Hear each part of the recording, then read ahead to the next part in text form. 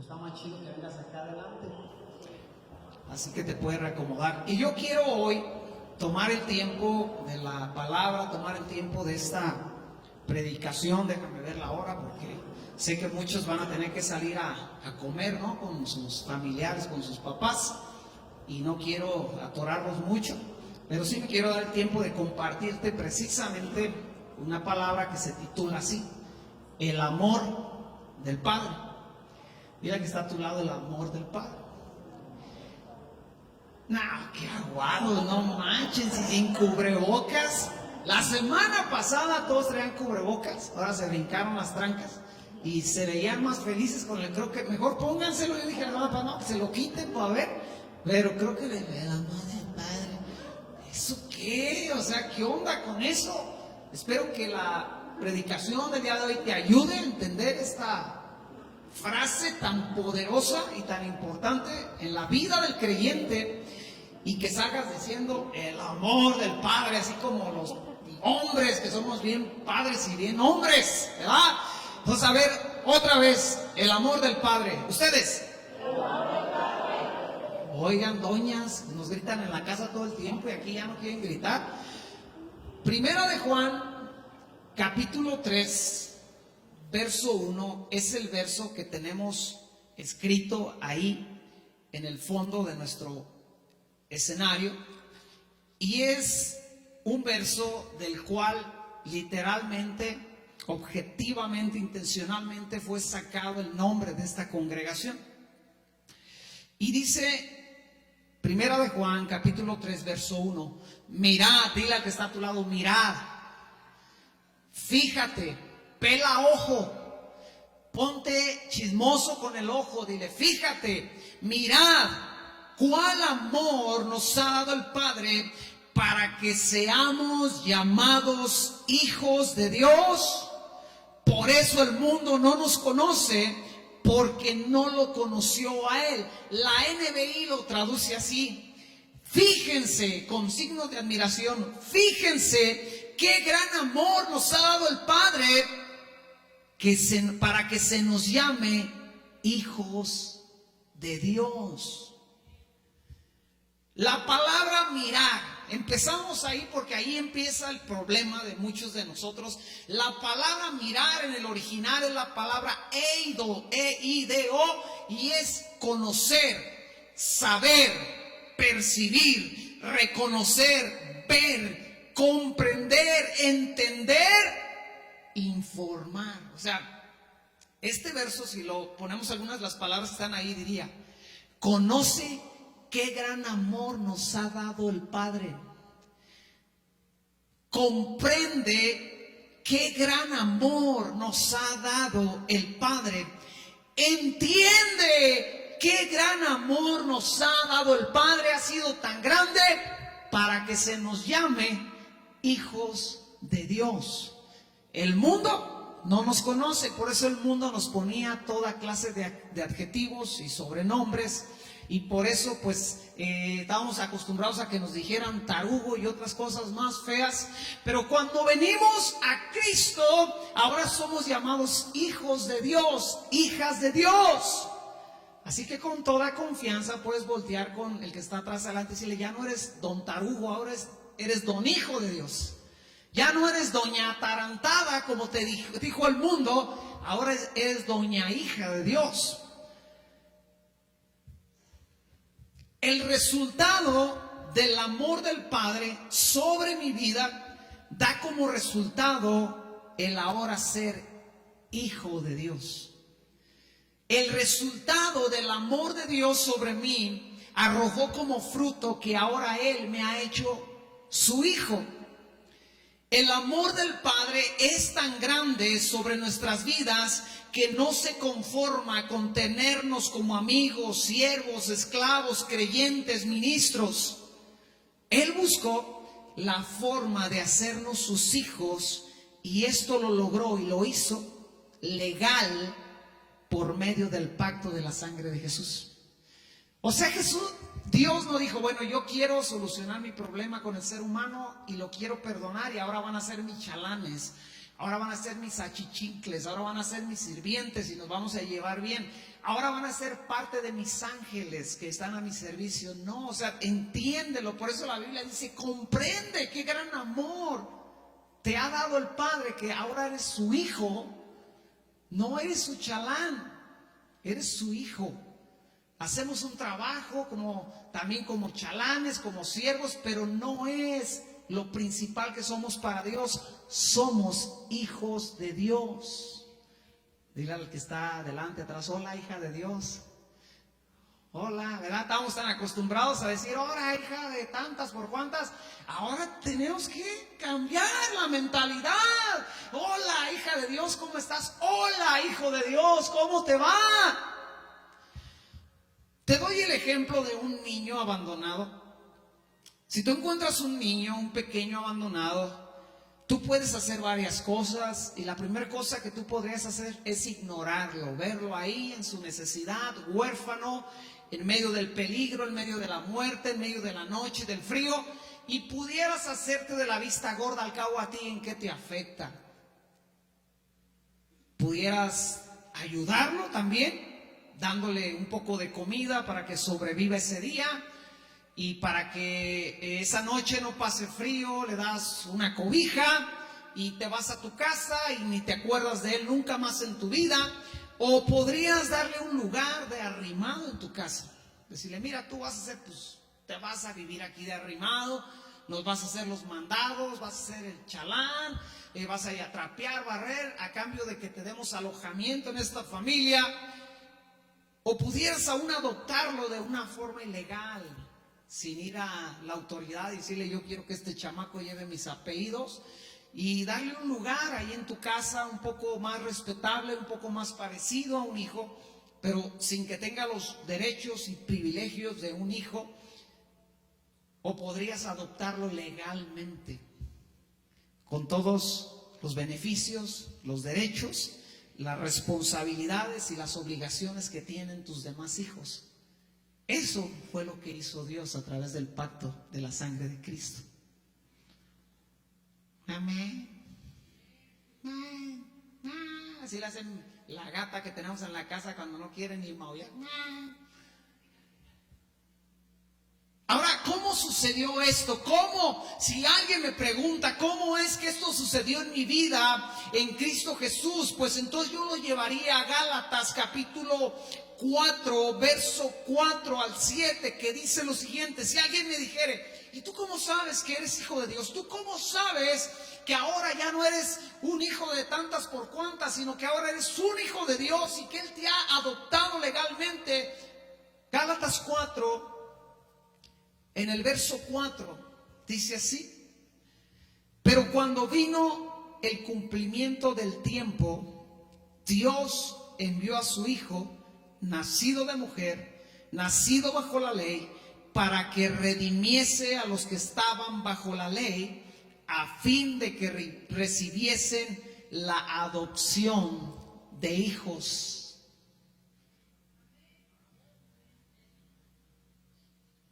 Y por cuanto son hijos, Dios envió a vuestros corazones el espíritu de su Hijo. Qué interesante que no dice el espíritu de Dios, dice el espíritu de su Hijo. O sea, alguien que sabía desde el principio que era hijo de Dios, ahora habita dentro de nosotros y nos da el entendimiento de que también somos hijos de Dios, el cual clama, Abba, Padre. Así que ya no eres esclavo, sino hijo. Y si hijo, también heredero de Dios por medio de Cristo Jesús. Dígame que no son buenas noticias. Dígame que no es algo que debería de irrumpir en mi vida con gozo, con alegría, y dejar en mí una seguridad y una certeza de que pase lo que pase, yo estoy bien, porque he sido adoptado por el Padre más grande que existe y existirá por toda la eternidad. Él me adoptó Número uno, Él me redimió. ¿Cómo sabes que tú eres hijo de Dios? Te voy a explicar, tú que no me crees. Número uno, Él me redimió a través de la sangre de Cristo. La palabra redimir es comprar, pagar, rescate, rescatar de pérdida, aprovechar, redimir. Número dos, Él me adoptó legalmente. Y número tres, ¿por qué estás seguro de eso? Porque Él envió a mi corazón el espíritu de su Hijo, el cual clama desde dentro de mí: Abba, Padre. O sea, es como, escucha bien, es como si tú, voy a poner un ejemplo bien ridículo, es como si tú no escucharas la canción de La Incondicional de Luis Miguel y no provocara nada en ti. Aunque en todo mundo unos lloran, otros dicen: ay, qué voz, ay, qué letra. Tú, la misma de ayer, La Incondicional, y no la entienden. Y es como si de alguna forma alguien lograra meter en ti a Luis Miguel, con todo lo que él es, con todo lo que él siente y con todo lo que él entiende acerca de la canción La Incondicional. Entonces, no solamente la oirías, hasta la cantarías, la entenderías, se te clavaría en el corazón, la comprenderías, y cada vez que tocaran La Incondicional en la iglesia, tú caerías de rodillas delante del Padre Celestial, clamando: Abba, Padre. Algo así nos pasó a nosotros. Yo no entendía, yo no podía comprender cómo alguien tan vil, tan bajo, tan malo, tan perdido pudiese acercarse a Dios. Pero vine a Dios, Él me lavó con la sangre de Cristo, Él me adoptó, y para que yo entendiera el nivel de pacto y el nivel de consecuencia de haber hecho ese pacto, Él me metió a su Hijo adentro de mí, y desde adentro de mí ahora entiendo la incondicional del Cordero de Dios. Así como que entendemos más cuando nos la platican con fichitas. Todo lo que Jesús hizo, lo hizo, escucha bien, teniendo una revelación, un entendimiento de que Él era Hijo de Dios.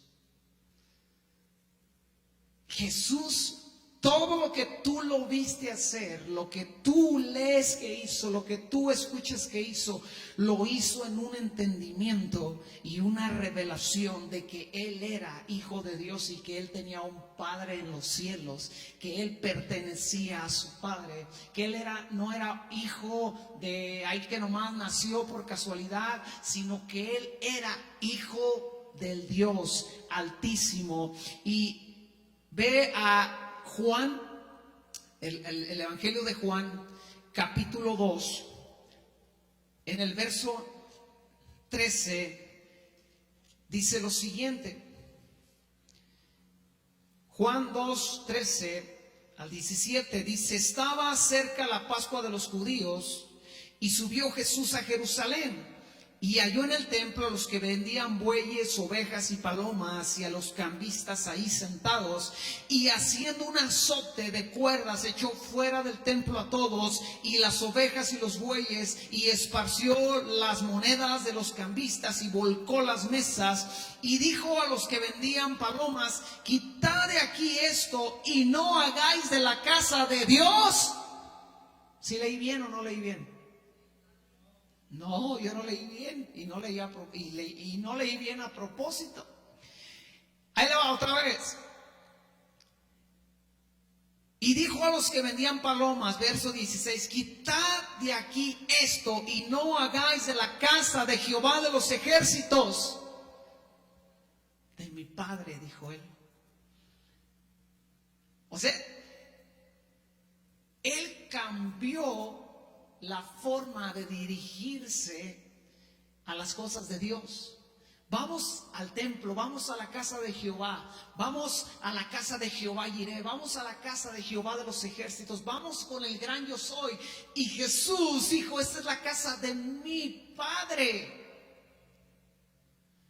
Él tenía un concepto y un entendimiento que le daba un celo por las cosas de Dios, porque él sabía que él era hijo de Dios, él sabía que tenía un padre y eso cambiaba todo el entendimiento. Juan capítulo 5, verso 15 en adelante dice lo siguiente: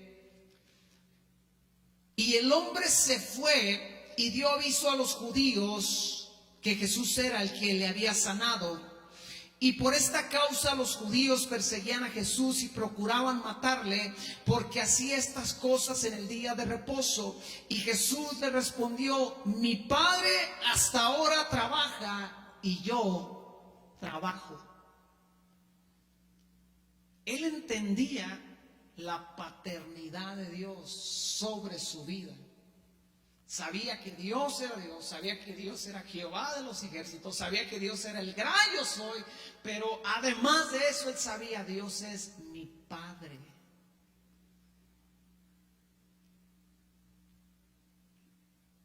Lucas capítulo 2, un mocoso de 12 años que tenía más entendimiento que un rucailo de 45 como yo. Lucas capítulo 2,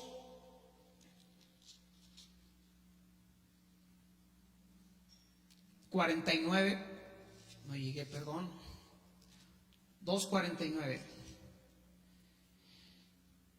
Entonces él les dijo: ¿por qué me buscáis?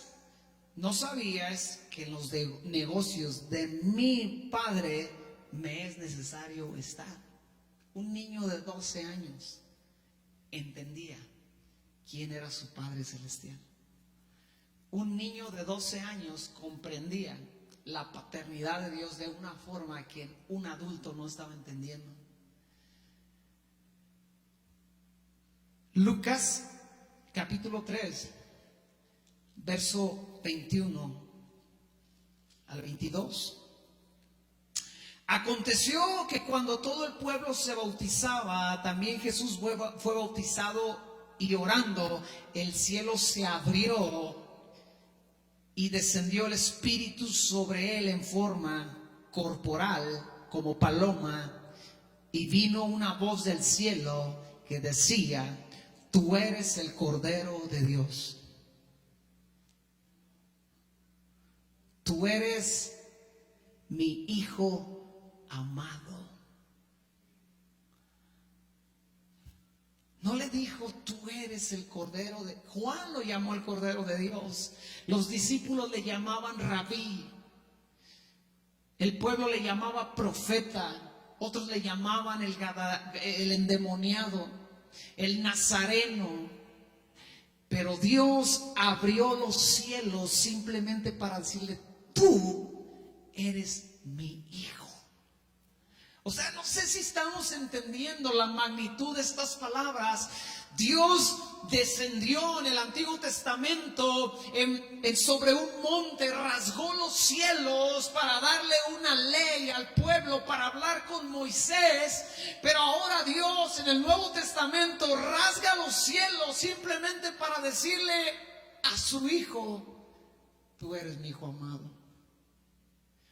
Es como si su hijo, que está en la primaria, en la secundaria, en el preescolar, está en el acto de la escuela que hacen los lunes, donde todo tiene que ser reverente, respetado, y están cantando el himno nacional, que es la parte más emotiva y de respeto y de honra. Y es como si usted entrara a esa escuela, irrumpiera y agarrara el micrófono y le dijera: Felipe, hijo, tú eres mi Hijo amado.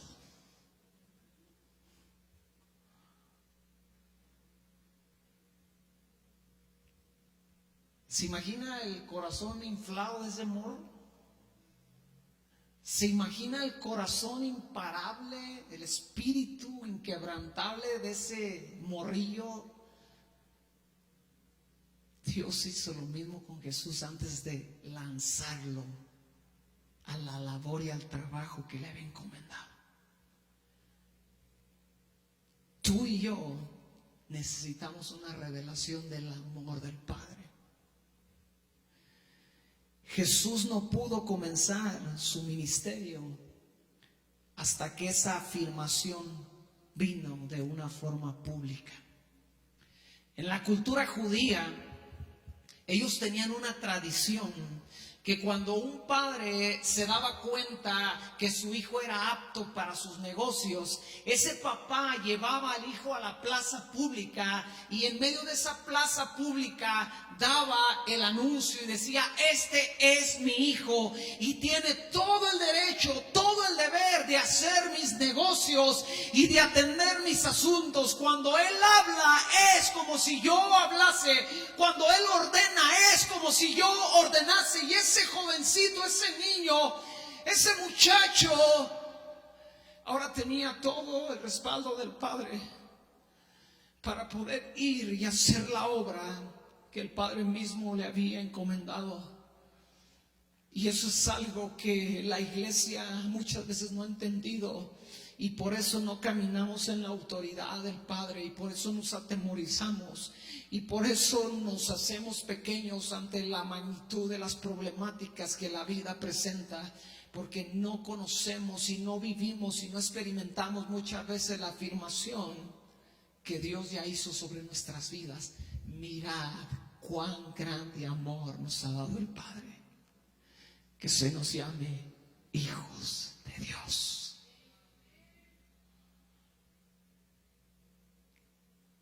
Si Jesús necesitó esto, ¿cuánto más nosotros necesitamos entender y ser afirmados en el amor del Padre? Hace tiempo un amigo me escribió, de hecho es mi amigo, el que a mí me llevó a los pies de Cristo, a quien amo y respeto con todo mi corazón y con quien somos excelentes amigos, gracias a Dios, hasta el día de hoy. Y su mensaje decía: Alex, ¿de dónde surge el nombre de la congregación, el amor del Padre? Se me hace interesante y me gustaría conocer la historia de dónde surge ese nombre. Y sabe, no surgió de la noche a la mañana, no surgió que un día nos dormimos y despertamos y que un ángel nos visitó por la noche y nos dijo: tu congregación, la iglesia que van a pastorear se llamará el amor del Padre. Fue todo un proceso y fue todo un desarrollo para poder llegar a un entendimiento de lo que es el amor del Padre. Y déjame contarte un poco de la historia de cómo llegamos hasta aquí, cómo llegó ese nombre a nosotros, cómo llegaron esas palabras que son sobre nuestra iglesia, un nombre y un estatuto y una promesa y un camino y una guianza y un sustento. En el año 2011, mi esposa y yo tuvimos que partir de un ministerio, de una iglesia en la cual servimos por 11 años. Iglesia que nos ayudó, iglesia que nos permitió aprender, congregación que nos ayudó a crecer, a avanzar como hijos de Dios, como un matrimonio que estaba siendo llamado por Dios al ministerio, pastores que nos ayudaron a entender nuestros aciertos y nuestros errores. Pero 11 años después de haber iniciado aquella congregación desde el primer día con aquellos pastores que tanto nos bendijeron, 11 años después Dios dice: salgan, vayan. Y ahí comenzó un tiempo muy difícil para nosotros, porque era nuestra familia, era nuestra casa, era aún mi trabajo, porque yo trabajaba en dicha congregación. Éramos los copastores de dicha iglesia y literalmente nuestro sustento económico salía de la iglesia. Y Dios nos llama, y me recuerda aquella historia donde en Génesis capítulo 12 Dios llama a Abraham y le dice: vete de tu tierra y de tu parentela.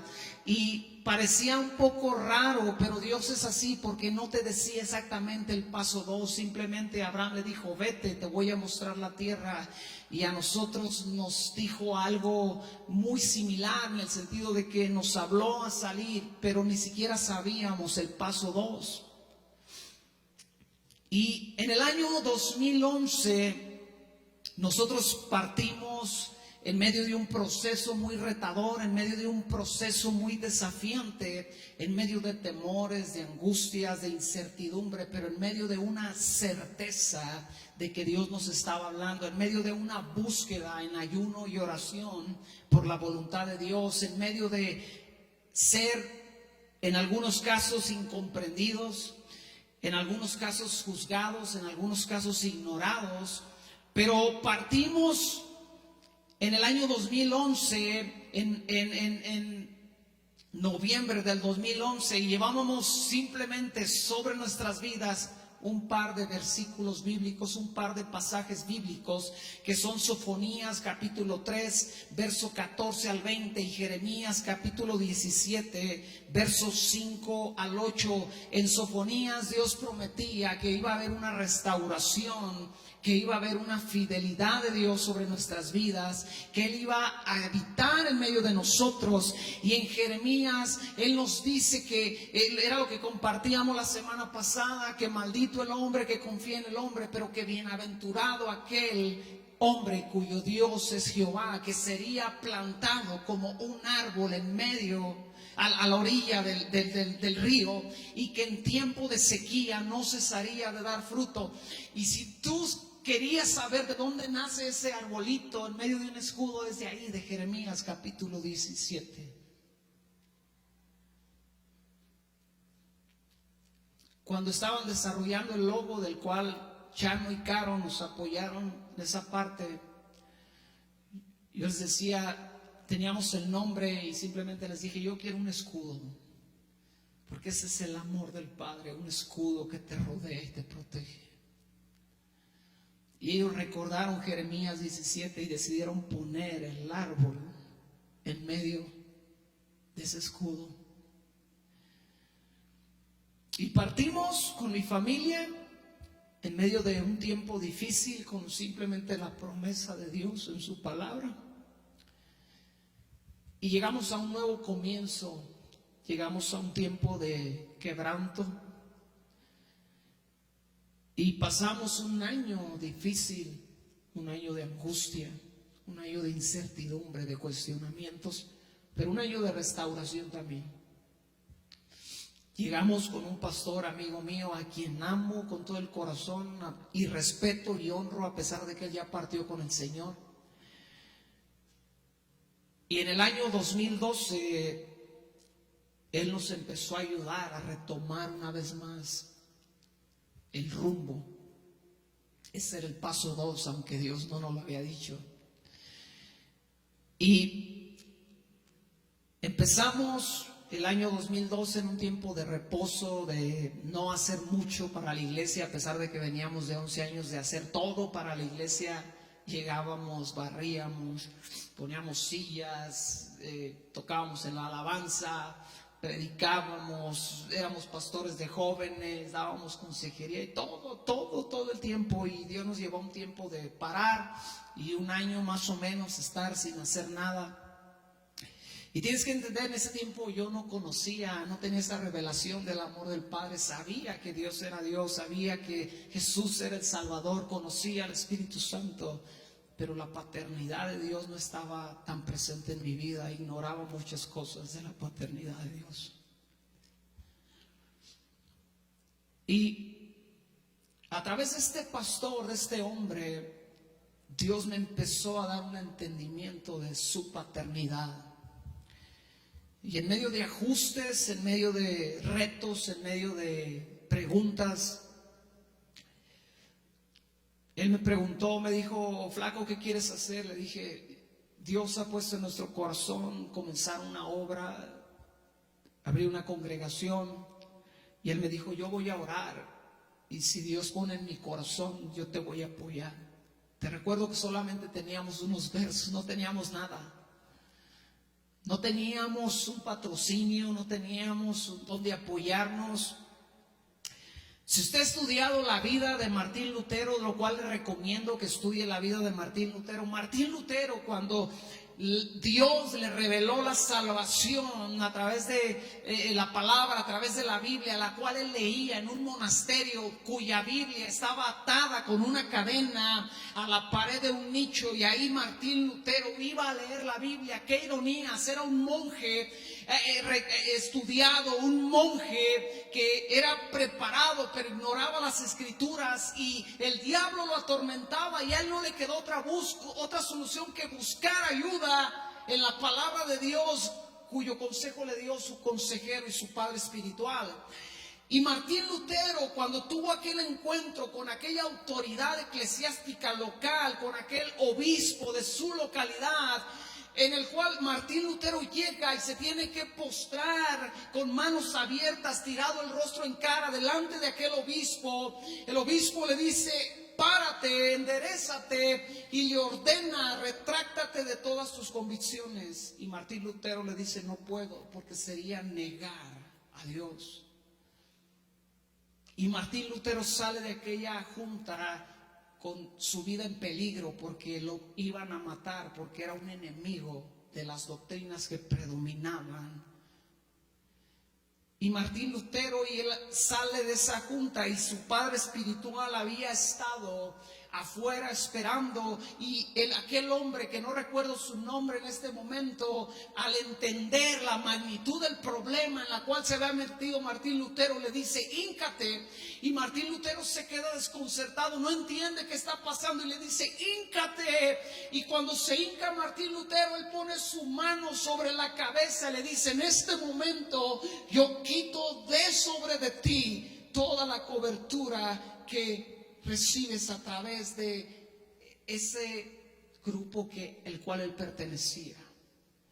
Y dice Martín Lutero, en sus propias palabras: fue la primera excomunión que recibí. Ahora, aquel hombre no lo hizo en mala onda, lo hizo para liberarlo de todo el peso que Martín Lutero cargaba, porque tenía que mantenerse fiel a algo que no estaba correcto. Y en aquel momento le liberó, pero Martín Lutero en aquel momento experimentó la orfandad espiritual.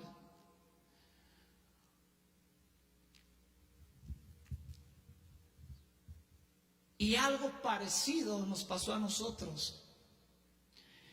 Pero aquel hombre con el cual llegamos y que empezó a invertir amor en nosotros, compasión, misericordia, aquella familia, aquella iglesia que nos dio la oportunidad de aprender, Dios la usó para empezar a hacernos entender la paternidad de Dios. Y el año 2012 para mí fue la paternidad de Dios en todos los sentidos. ¿Por qué conocí la paternidad de Dios? Escucha bien: porque no había otro refugio a donde ir.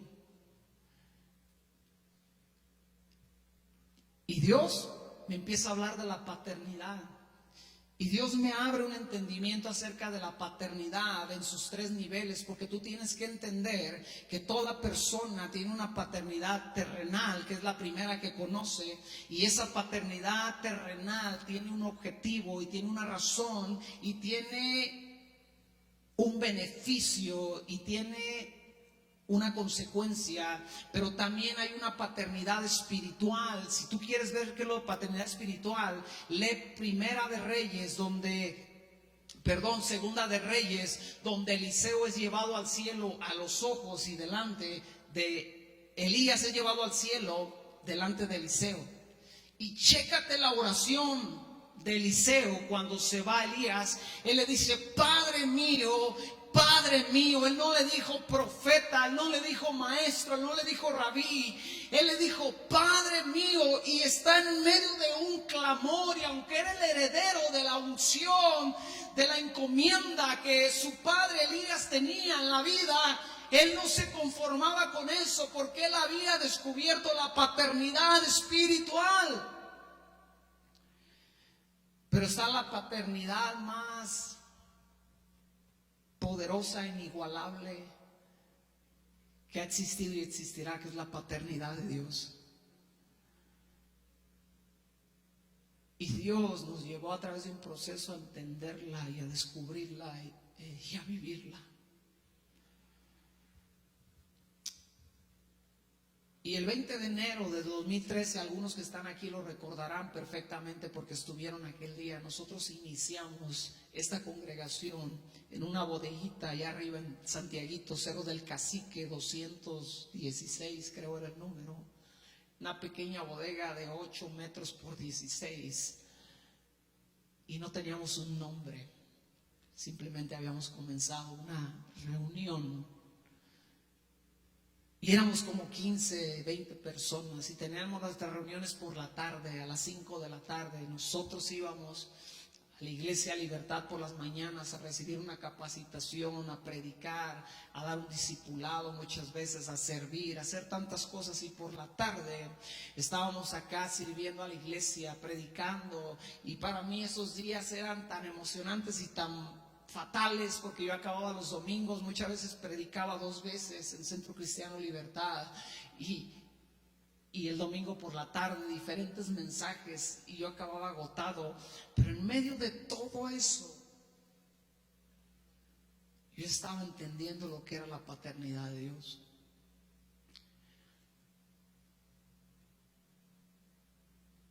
Y recuerdo la primera vez que este pastor, les platicaba hace rato en la junta de servidores, recuerdo la primera vez que este pastor me invitó a viajar porque él predicaba por todo el mundo literalmente. Y él me llamó y me dijo, quiero que me acompañes a un viaje que voy a hacer, voy a ir a varias iglesias a predicar. Yo pedí permiso en mi trabajo y dije, sí voy, y yo nunca había hecho esto. Y pregunté a alguien que lo conocía muy bien, oye, ¿a qué va uno con el pastor? Y él me dijo, vas pues, a cuidar su Biblia, a cargar sus tiliches, a cuidar que todo esté bien, a atenderlo. Y yo dije, pues, me dijo prácticamente vas de escudero de armas. Yo dije, ok, pues yo quiero ir, no me importa lo que vaya, yo quiero ir, quiero aprender. Y cuando llegamos al aeropuerto yo iba en toda mi actitud de un chalán del pastor, de un escudero del pastor. Y empecé a hacer mi labor y este hombre me dijo, ¿qué estás haciendo, flaco? Y le dije, pues no sé, es que... Y me dijo, tranquilo. Y empecé a descubrir el corazón que Dios le había dado y era un corazón paternal. A pesar de que solamente me llevaba 1 año, ¿verdad? Pero estaba en otro nivel, estaba en otro lugar hablando espiritualmente, en otro carril de esta carrera en la que estamos. Y recuerdo detalles que marcaron mi vida. Y recuerdo que para aquel entonces él era para mí, el mejor predicador de México. Y yo veía tanto su iglesia como su ministerio, como su persona, y lo sigo viendo con un respeto impresionante. Y recuerdo un día que el Espíritu Santo me dijo, el pastor te va a pedir que prediques en la iglesia. Y a mí me dio risa y dije, esto no es posible porque yo vengo de un tiempo de quebranto, un tiempo de incertidumbre, apenas estoy tomando rumbo una vez más, apenas estoy entendiendo el paso 2 que Dios ha puesto. Y recuerdo que eso me lo dijo Dios un fin de semana entre viernes y domingo. Y el martes teníamos reunión de oración, y al terminar la reunión de oración, el pastor me dijo, flaco, ven. Y me dice, quiero que prediques el domingo en las 2 reuniones. Yo no voy a estar, así que necesito que prediques. Y cada una de esas cosas a mí me abre un entendimiento a la paternidad de Dios. Al corazón del Padre que no importa de dónde te levantó, te dará una oportunidad todo el tiempo. Al corazón de Dios que no importa lo inútil que tú te sientas, Él siempre te hará ver que tú eres de gran valor para su vida, para su reino, para su iglesia. Y finalmente, en medio de todo ese comenzar la iglesia, recuerdo un día orando que habíamos comenzado la iglesia y este pastor me dijo, yo no te estoy diciendo que abra la iglesia y que yo voy a ser tu pastor y que tenemos que tomar todas las cosas legales que se toman, por decirlo así, de las cuales él no estaba del todo de acuerdo. Dice, simplemente quiero que Dios haga en tu vida, que haga en su vida lo que él ha querido hacer. Y te soy sincero, yo ni siquiera sabía si él debía ser mi pastor. Pero recuerdo una vez orando que el Espíritu Santo vino y me dijo, quiero que te ligues a este hombre porque yo le he dado un corazón paternal y tú vas a descubrir mi corazón a través del corazón de él. Y un día por la tarde le llamé, le dije, tengo una respuesta y tengo algo que preguntarte. Y fuimos con mi esposa, le dije, queremos que ustedes sean nuestros pastores. Y él dijo, estamos de acuerdo, Dios ha puesto lo mismo en nuestro corazón. Y fue un caminar corto porque él partió con el Señor, él se fue de esta vida un tiempecito después. Y entonces viví esa experiencia que vivió Eliseo, ver a su padre espiritual ir y simplemente tener que quedarse uno a continuar con lo que Dios te ha llamado a hacer. Pero eso trajo más revelación del amor del Padre. Y creo que tú como miembro de esta iglesia mereces saber esta historia. Creo que tú como miembro de esta iglesia, no importa cuánto hace que llegaste o cuánto tienes aquí, no importa si comenzaste con nosotros o te fuiste adhiriendo en el camino, yo creo que tú mereces saber esto para que aprecies la obra que Dios está levantando en este lugar, para que comprendas un poco más el corazón de tus pastores, para que comprendas un poco más la dinámica y el deseo que hay en nuestro corazón. Y si tú me preguntas, Alex, ¿qué aprendiste en los 3 años que estuviste bajo el liderazgo, bajo la cobertura de este hombre? Yo lo resumiría en eso, en paternidad. Fue lo que aprendí, fue lo que comprendí. Se me abrieron unos ojos inmensos a la paternidad. Qué sorprendente. Algunos de nosotros batallamos con la paternidad de Dios porque la paternidad terrenal no fue efectiva en nuestras vidas. No es mi caso. Tengo el orgullo de decir que mis padres estuvieron metidos en mi vida hasta el día de hoy. Tenemos el orgullo con mi esposa de decir que hasta el día de hoy nuestros padres, tanto nuestras mamás como nuestros papás, nos apoyan en la vida, nos apoyan en lo que hemos decidido hacer. Y yo recuerdo, si yo hago un recuento de mi vida, yo siempre encontraré a mis padres metidos en mi vida. Yo recuerdo mi colección de carritos que tuve, que en aquel tiempo sí eran carritos de verdad, no los de plástico feo que hacen el día de hoy. Y fue mi madre la que cada día que íbamos al Santo Niño, ella me llevaba al puesto de carros y me compraba un carrito cada día. Y llegué a tener un montón de carritos que después se acabó mi sobrina. Entonces ahí estaba representada esa cobertura, esa paternidad. Mi primera bici, yo recuerdo a mi papá yendo a escogerla conmigo. Yo recuerdo mi primera moto que no logré comprar sin que ellos me apoyaran. Mi primer carro, estuvieron ahí. Todo, cada cosa que hice en mi vida, cada cosa importante que he hecho en mi vida, ahí estuvieron. Entonces, cuando alguien me dice que Dios es mi Padre, yo entiendo que tengo todo el apoyo de Él para hacer la obra y cumplir los sueños que Él ha puesto en mi corazón. Y no tengo problema con eso. Porque viendo mi persona y mi capacidad, yo nunca podría hacer todo lo que el Padre me ha llamado a hacer.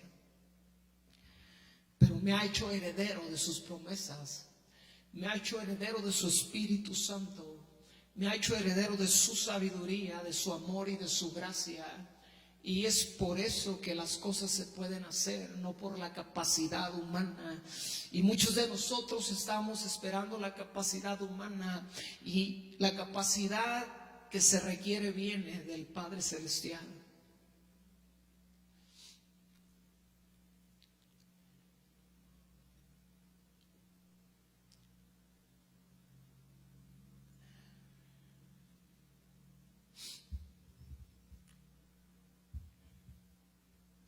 Todo esto, todo lo que te estoy platicando, marca tu vida, marca tu carácter, marca tu persona, marca tu espíritu y desarrolla en ti algo que será una característica, que será una marca por el resto de tu vida.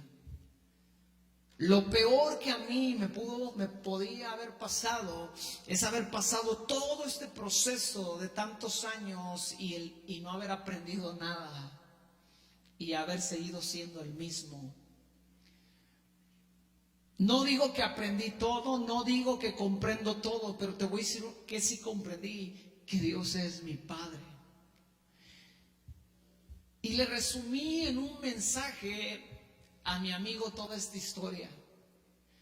Y le dije, te voy a contar la historia del nombre de nuestra congregación. Y en un breve mensaje le contesté y le dije, por eso somos llamados así, por eso nos hacemos llamar así, Iglesia Cristiana, el amor del Padre. Y si tú y yo comprendemos esto, si tú y yo adoptamos esto, escucha bien, caminaremos en amor y caminaremos en efectividad, caminaremos en unidad, caminaremos y aprovecharemos este tiempo de recomenzar. No sé si ya te diste cuenta, pero estamos recomenzando. No sé si ya nos cayó el 20, que esto es una nueva oportunidad. No sé si ya entendimos que las cosas no van a ser iguales porque ya vimos lo vulnerable que somos a partir de hoy en adelante. Hay una estadística que dice que de aquí a un año la mitad de la población del mundo va a haber sido contagiada por la pandemia. Es lo que dicen estadísticamente los que saben. O sea que la iglesia ha entrado ya en una determinación, ha entrado ya en un tiempo donde o te aferras a Dios o confías en Dios, porque literalmente no hay nada más en quién confiar. Puedes adoptar todas las medidas que se te piden y te van a ayudar, pero ninguna de ellas te garantiza que tú vas a pasar sin ser tocado por esta situación. Así que lo único que le queda a la iglesia es ir a la presencia del Padre Celestial y decirle: Dios, guárdame en medio de todo esto. No nos queda otra, amada iglesia, que entender que cada uno de nosotros estamos en el mismo peligro, porque dicen que ciertas personas son las que son vulnerables, pero la realidad es que personas que no tenían esas características se han ido. Y la pregunta es, cada vez que yo venga a este lugar, la pregunta que yo deberé de hacerme sin temor y con confianza: la siguiente semana podré volver a este lugar a adorar a Dios, a alabar a Dios. Así que como no sé, yo lo voy a hacer con toda mi alma y con todo mi corazón. Así que como de aquí en adelante no hay nada seguro para la humanidad, mi único refugio es el amor del Padre. Mi única esperanza es aquel que me hizo heredero a través de Cristo Jesús de todas sus promesas y de todo su amor. ¿Qué es la iglesia? El amor del Padre. Y con esto quiero terminar, amada iglesia. La iglesia, el amor del Padre, tiene una misión. Di conmigo, tenemos una misión. ¿Cuál es nuestra misión? Mateo capítulo 28, 18 al 20. Nuestra misión es predicar el evangelio de Jesucristo y hacer discípulos. básicamente es la misión de toda iglesia, básicamente es la misión de toda la iglesia en el mundo. Lo entendamos o no lo entendamos, lo sabramos poner sobre un papel o sobre unas palabras, pero nuestra misión, iglesia, es predicar el evangelio y hacer discípulos. Pero también tenemos una visión, y ahí es donde cambia la visión de cada congregación. Y está bien, Dios llama a la iglesia a hacer diferentes cosas. Hay iglesias que fueron llamadas a predicar el evangelio a cierto sector de la población, como gente que tiene algún tipo de adicción. Algunos otros fueron llamados con una visión de alcanzar a los huérfanos, de servir a los huérfanos, y en diferentes cosas. Pero te voy a decir, a nosotros, ¿a qué nos llamó Dios, iglesia, el amor del Padre? A nosotros Dios nos llamó con una visión de conocer y vivir y experimentar la paternidad de Dios. Pero no solamente conocer, vivir y experimentar la paternidad de Dios, sino también darla a conocer al mundo. El mundo necesita conocer la paternidad de Dios. Pero para que el mundo la conozca, yo necesito conocer la paternidad de Dios. Y cuando conoces la paternidad de Dios, te haces atrevido, te haces osado, te haces descarado, te haces desvergonzado para las cosas que se requieren.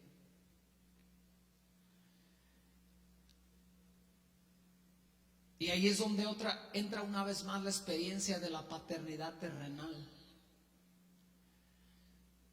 Cuando yo llego cada día a mi trabajo, yo no llego pidiendo permiso a alguien para abrir las puertas de ese negocio. Yo llego y abro las puertas de ese negocio porque traigo llaves de ese negocio y porque trabajo en el negocio de mi padre. Y abro las puertas, esté él o no esté, y comienzo cada día. Y sabes, eso se aplica a la paternidad de Dios. ¿Por qué abres las puertas de la iglesia? Porque soy un hijo del Padre. ¿Por qué te atreves descaradamente a convocar a la iglesia a venir a adorar a Dios a pesar de que hay este peligro? Porque soy un hijo de Dios, llamado por el Padre a conocer la paternidad de Dios, experimentarla y vivirla y darla a conocer al mundo. Y te vuelves osado, y te vuelves descarado, y te vuelves atrevido.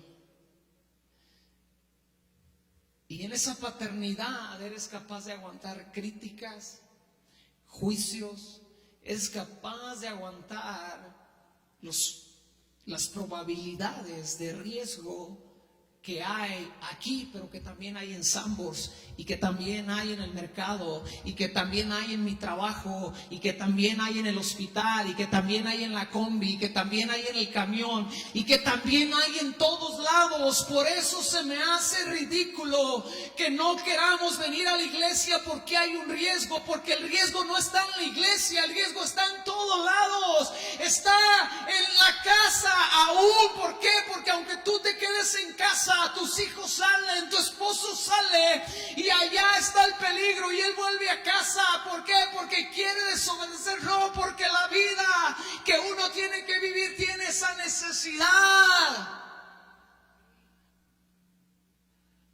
Así que si alguien hoy me preguntara ¿por qué abre la iglesia?, yo le diría: porque soy un hijo de Dios que habita bajo la cobertura del Dios Altísimo, el cual es mi Padre y el cual tiene el control de mi vida.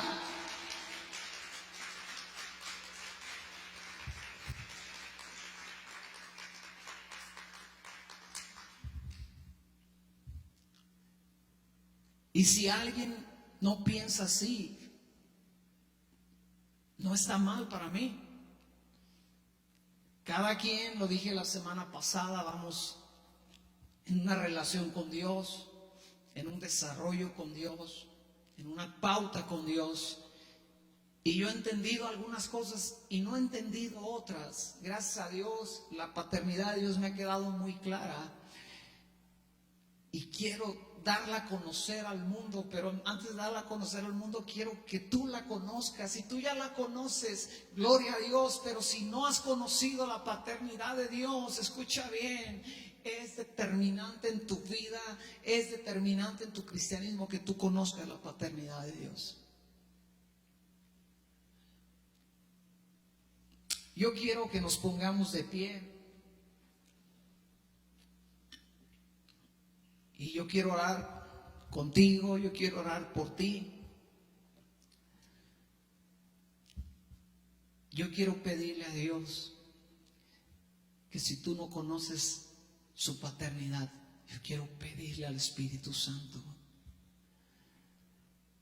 que haga esa obra en tu vida de conocer a Dios como Padre. Cierra tus ojos.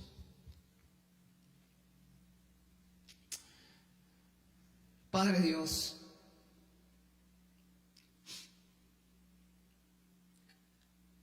yo quiero pedirte en esta hora que tu Espíritu Santo nos abra el entendimiento, el corazón, y que en lo más profundo de nuestro ser, de nuestro corazón, cada uno de nosotros podamos conocer, vivir y experimentar la paternidad tuya, Padre Celestial. Que ese verso plasmado aquí en esta pared no sea solamente palabras, letras escritas sobre un papel, sobre un muro. Padre Dios, yo te pido en el nombre de Jesús que sean palabras escritas en el alma, en el corazón, en el espíritu nuestro. Yo te pido, Padre Celestial, que si alguno de mis hermanos, de mis hermanas tiene estorbo en su corazón por algún detalle con la paternidad terrenal, yo te pido, Padre Dios, que en tu soberano amor, en tu gran amor, tú derribes toda barrera y que en lo más profundo de su corazón ellos puedan comprender que tú eres su Padre, que ellos puedan comprender tu paternidad, que ellos puedan despojarse de toda herida, de todo rechazo, de toda amargura, de todo argumento que no deja que te conozcan como lo que tú eres, nuestro Padre, su Padre, mi Padre Celestial. Espíritu Santo, yo te pido que sanes el corazón herido en esta hora, que tú sanes el corazón que ha sido dolido por circunstancias, por situaciones, por errores, por palabras, por experiencias, y que pueda suceder lo que fue profetizado en Malaquías, que tú harías volver el corazón de los padres hacia los hijos y el corazón de los hijos hacia los padres. Y qué padre más grande que tú, y qué hijos más necesitados que nosotros. Qué padre más real que tú, y qué hijos más vulnerables que cada uno de nosotros. Padre Dios, yo oro que esa promesa se cumpla en este lugar, en cada uno de nosotros, sin importar edad, sin importar, Dios, circunstancias, sin importar contextos y trasfondos. Yo te pido, Padre Dios, que reveles a nosotros tu corazón de Padre en este día, donde vamos a celebrar a la paternidad terrenal, donde vamos a ver a nuestros padres abrazados, abrazarlos, a verlos, a festejarlos. Yo te pido, Padre Dios, que podamos hacer lo mismo contigo, que podamos abrazarte, que podamos celebrarte, que podamos vivirte, que podamos tocarte como Padre.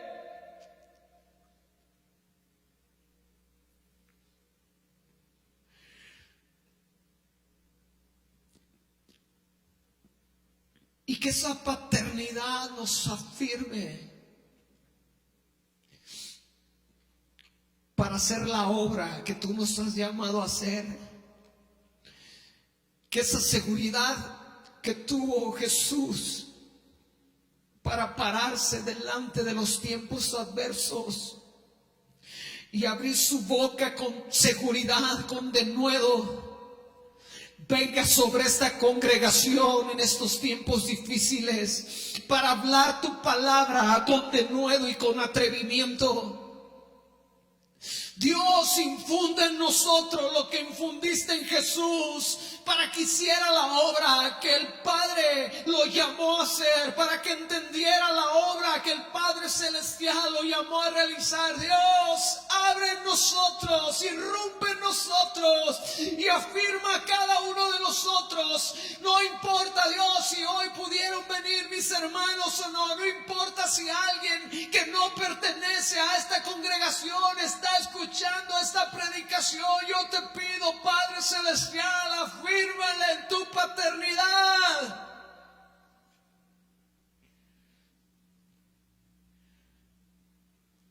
Y que seamos,